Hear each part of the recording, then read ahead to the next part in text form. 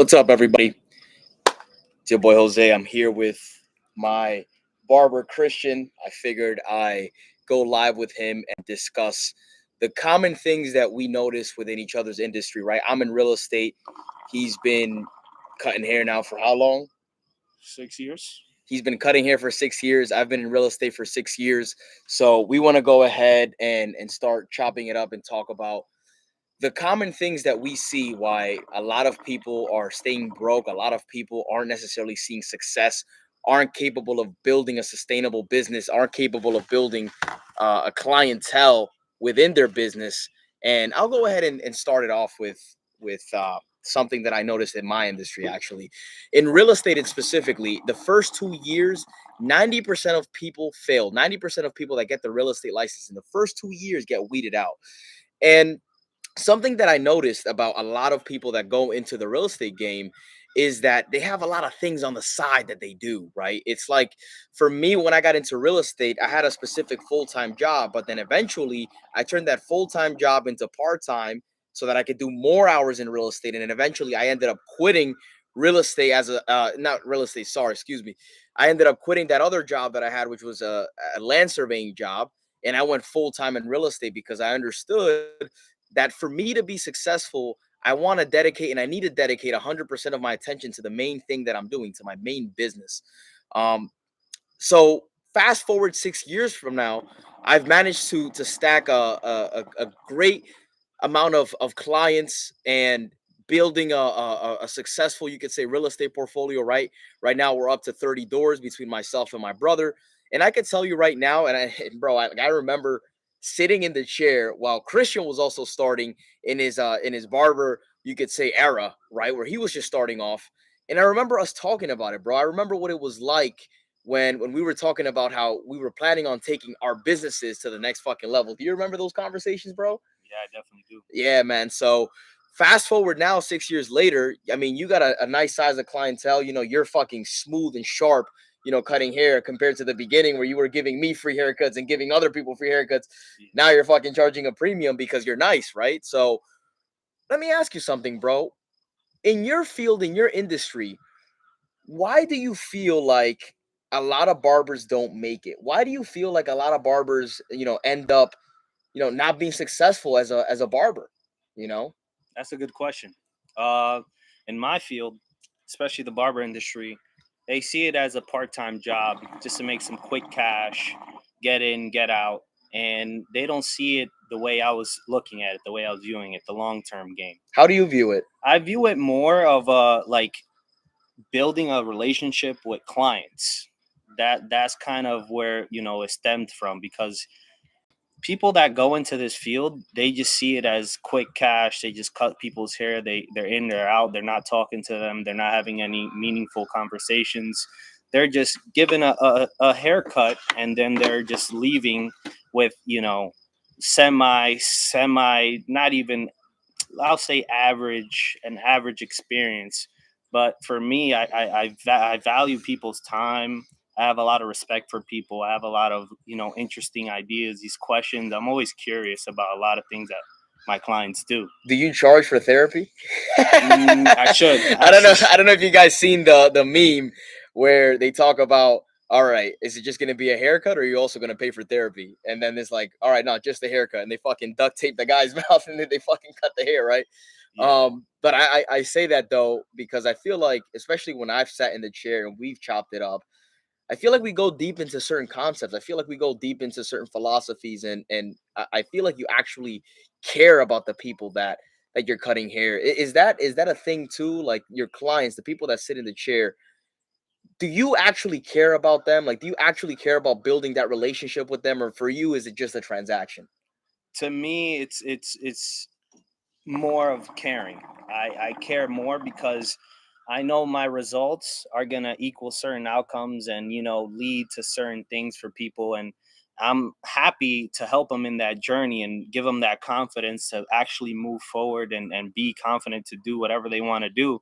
If it's closing a deal, if it's getting married, if it's finding the right woman, if it's whatever it could be, if I could help out in that journey, that's what makes me happy. What about getting divorced? That too, bro. If you're having a fucking divorce party and you need a fucking haircut, I'm your man. Hey, yo, I'm definitely gonna hit you up. Well, I'm not. I'm gonna keep it there actually. Anyways, it's interesting though. I want to talk about the one common thing specifically because I'll tell you guys flat out what it is, right? And what it comes down to is, again, a lot of people don't focus on that thing and they quit. That's the main thing. They fucking quit. You can never fucking lose if you don't quit. It's impossible for you guys to lose if you don't quit. A lot of people may invest 2 months in the industry and then have that shiny object syndrome where they're scrolling through Instagram and they see somebody drop shipping and now they want to drop ship, right? And then they start drop shipping and now they're 2 months in that industry. And then after being 2 months in that industry, they see something else on how to build a fitness online coaching program. And then they start doing that for 2 months. And then, they're seeing like, wow, there's so many benefits on doing this. And then they start doing that. And then they get the wake up call, so to speak, where they realize that, all right, well, I had a lot of optimism going into this specific field, but it's not specifically like you don't get informed as to all the things it takes for you to actually be successful. Like I'm sure that there was a rainbow and sunshine picture painted when it came to the barber industry, but then when you actually start, you recognize that there's a difference between like actually like what the work what it takes for the work. I'm getting a call here. Hold on a second. There we go. There you go. Cool, we're back. We're back. What it actually takes for you to succeed in that specific business, as opposed to the image and the picture that everybody tries to paint, right? So for me, like everybody wants to paint the picture of like, yeah, you're gonna be driving a BMW and you're gonna be selling $1 million houses on the river and you're gonna be making $50,000 every fucking commission check. But then when it comes down to it, and then you ask, all right, well, what do I do? How do I actually start making that money? Then they fucking put a phone book in front of you, or they put the leads in front of you, and they tell you to call them.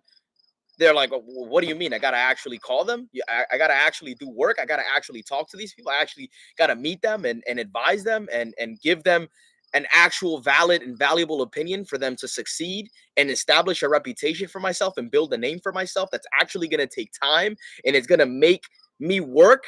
Oh, I don't know if I want to do that. Let me go ahead and try drop shipping. Let me go ahead and start a landscaping company. Let me go ahead and there's like so many people flip-flopping once they understand that there's going to be some level of work involved. And bro, I don't know if you'd agree, but I believe that a lot of the main reason, specifically the main reason why a lot of people are not successful and why they're fucking losers is because they quit. Yeah. What do you think about that? Do you see that a lot in your business? Is there a lot of barbers that come and go? Oh, for sure, for sure. I would give you a quick brief story of like the time that I got hit with adversity.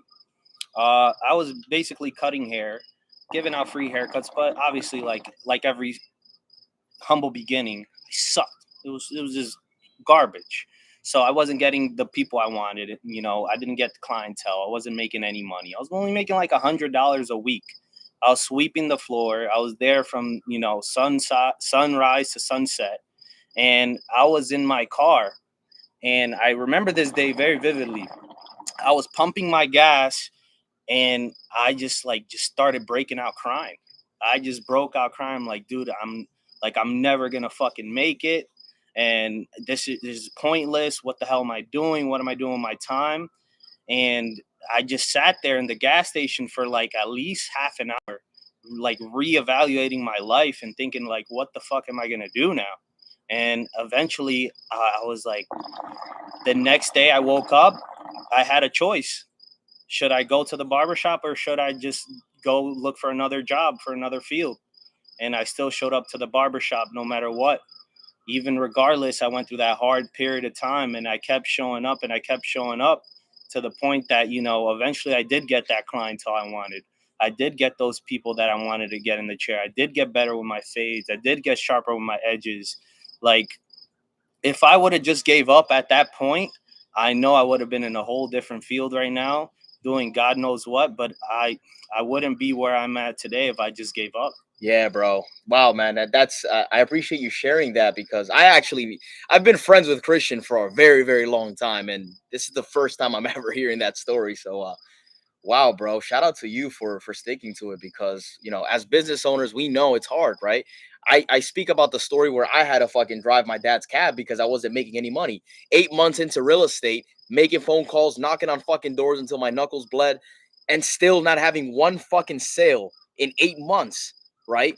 Listening to all the people that were making all kinds of fucking money, the $50,000 commission, the driving the Beamer. That's why I went there in the beginning of this chat because again, everybody paints that picture, but when you're alone in that car and it's dark and it's you and your thoughts, it's difficult for you to keep going. It's challenging, and I actually believe that that's the part that guys like Kobe talk about, right? Where it's like it's fucking hard, and you have to be there at 3 a.m. in the morning taking those free throw shots, regardless of who's watching, and making yourself better because you understand that that's what's gonna make you grow. That's what's gonna get you the success, right?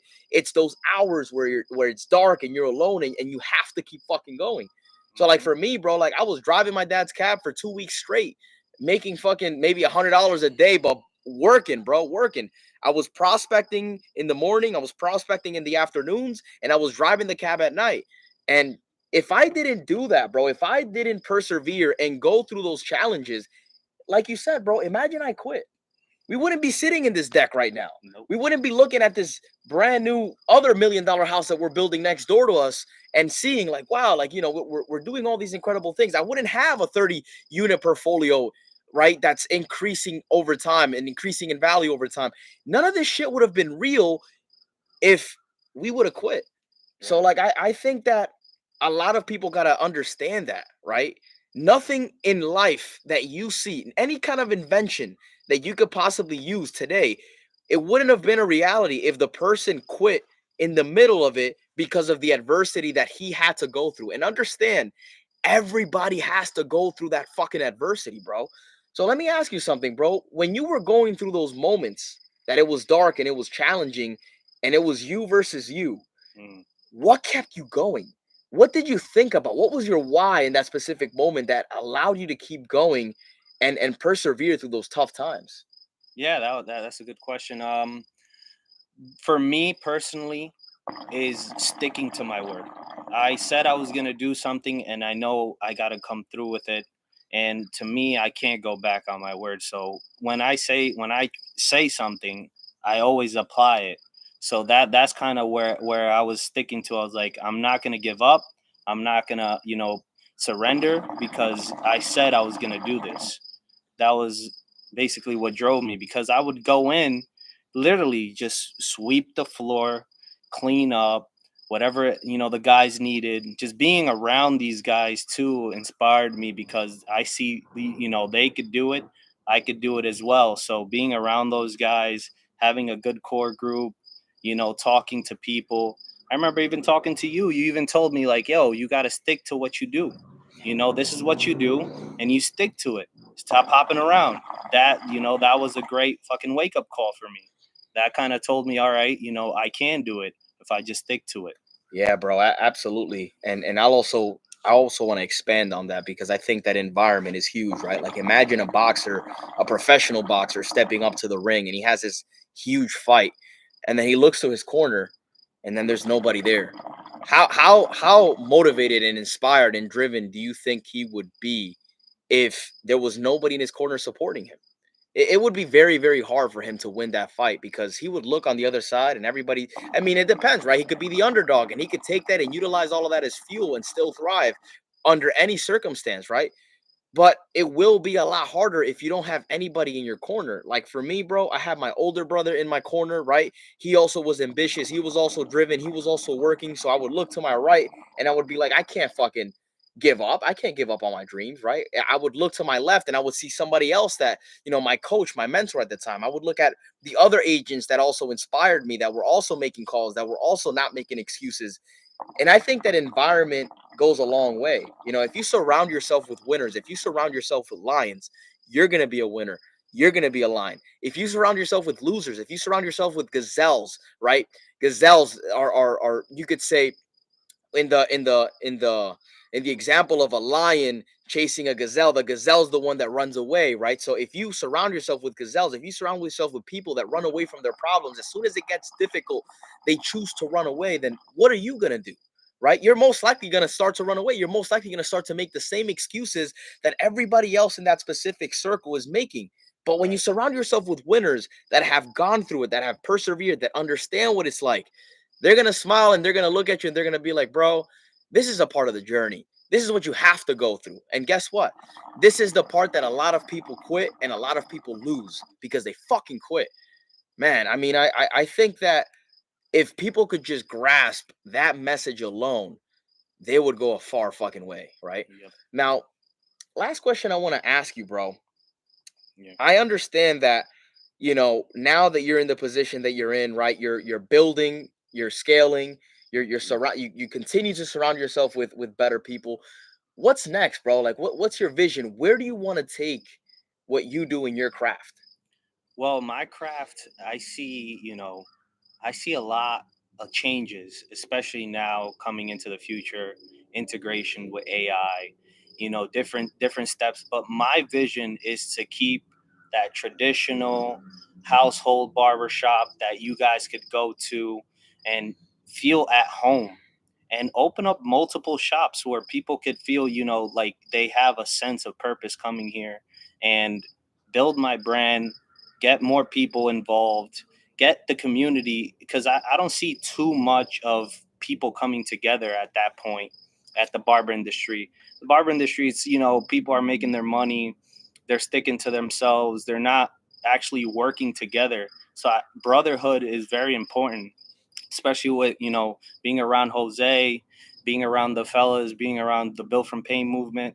Like, this is what it's all about, and I want to introduce that to the barber industry. Mm, I think that will make a very big impact in future to come. Like, because we all face similar problems in that field, but they just don't want to talk about it.